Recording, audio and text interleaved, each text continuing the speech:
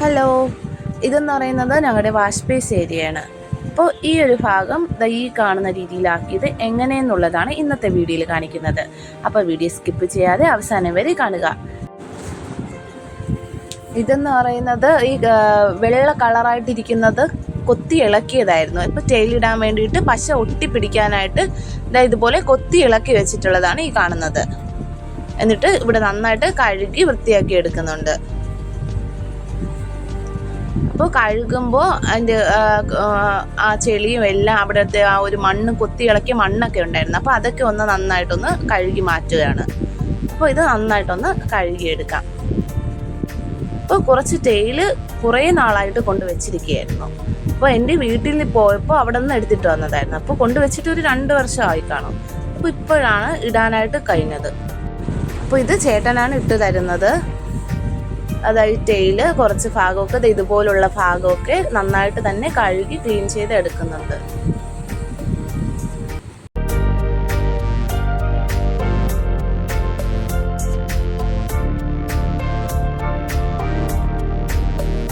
എല്ലാം ഇതുപോലെ കഴുകി എടുത്തിട്ടുണ്ട്. അപ്പോൾ നമുക്കിത് വീട്ടിൽ തന്നെ ചെയ്യാവുന്നതേ ഉള്ളൂ. ഇതുപോലെ ടെയിലൊക്കെ ഒന്ന് വെച്ചിട്ട് അതിൻ്റെ ആ ഒരു അളവ് അനുസരിച്ച് വരച്ചു കൊടുക്കുന്നുണ്ട് പെൻസിലിട്ട്. പിന്നെ ഇത് കട്ട് ചെയ്തെടുക്കുകയാണ് ചെയ്യുന്നത്.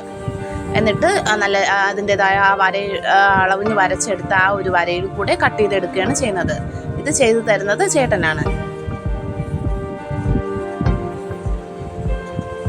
അപ്പോൾ ടെയില് മുഴുവനായിട്ട് ചേട്ടൻ തന്നെയാണ് ഇട്ട് തരുന്നത്.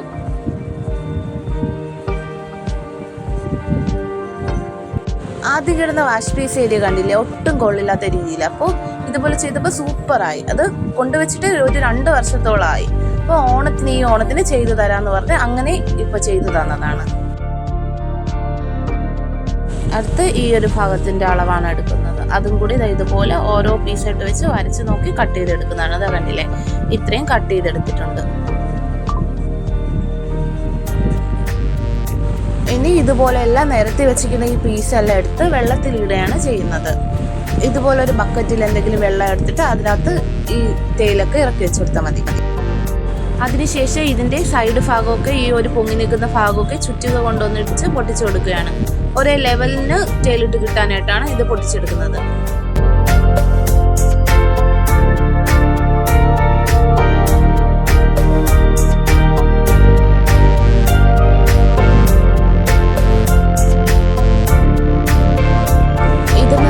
ടെയിലിടുമ്പോൾ ഒട്ടിക്കുന്ന പശയാണ്. സിമൻറ്റും പശയായിട്ടും മിക്സ് ചെയ്തിട്ടുള്ളതാണ്. അപ്പോൾ അത് കടയിൽ ഇങ്ങനെ പറഞ്ഞാൽ വാങ്ങിക്കാൻ കിട്ടും. ടെയിലിട്ടിരിക്കുന്ന പശ എന്ന് പറയുമ്പോൾ ഇത് കിട്ടും നമുക്ക്. സിമൻറ്റ് പോലെയാണ് ഇരിക്കുന്നത്, എന്നാലും ഒട്ടിപ്പിടിക്കുന്ന ടൈപ്പാണ്. ഇനി ഇത് വെള്ളം ഒഴിച്ച് നന്നായിട്ടൊന്ന് മിക്സ് ചെയ്തെടുക്കുകയാണ് വേണ്ടത്. ഒരുപാടായിട്ട് ലൂസായി പോകാൻ പാടില്ല. ആ ഒരു രീതിയിലാണ് എടുക്കേണ്ടത്.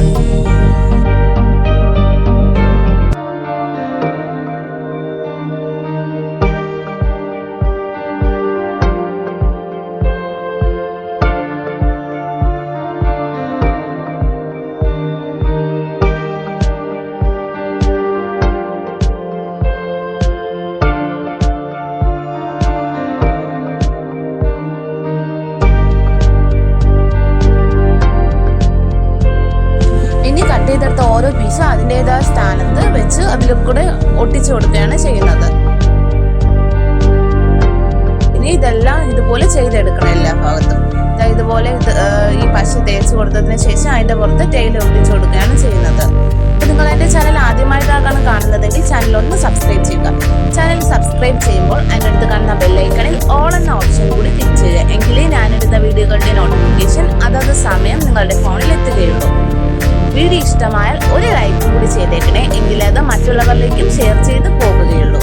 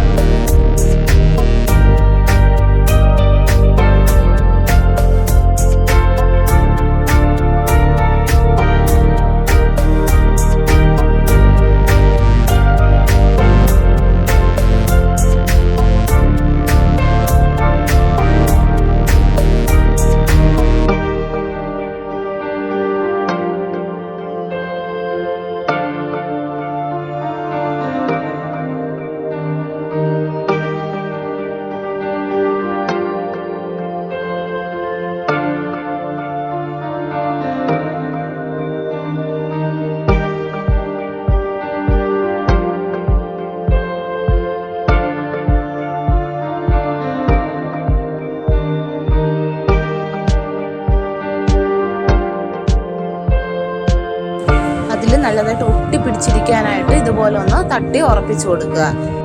അപ്പോൾ വീട്ടിൽ കുറച്ച് ഭാഗമൊക്കെ ടൈല് ഇടാറുണ്ടെങ്കിൽ ഇതുപോലെ നമുക്ക് സ്വന്തമായിട്ട് തന്നെ ചെയ്യാമല്ലോ.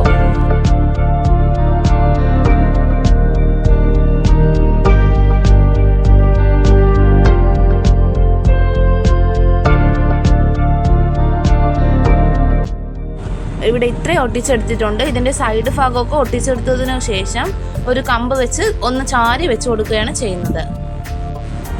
ഇതുപോലുള്ള പുതിയ വീഡിയോസിനായിട്ട് ശാലു കിച്ചൻ ചാനൽ ഒന്ന് സബ്സ്ക്രൈബ് ചെയ്യുക.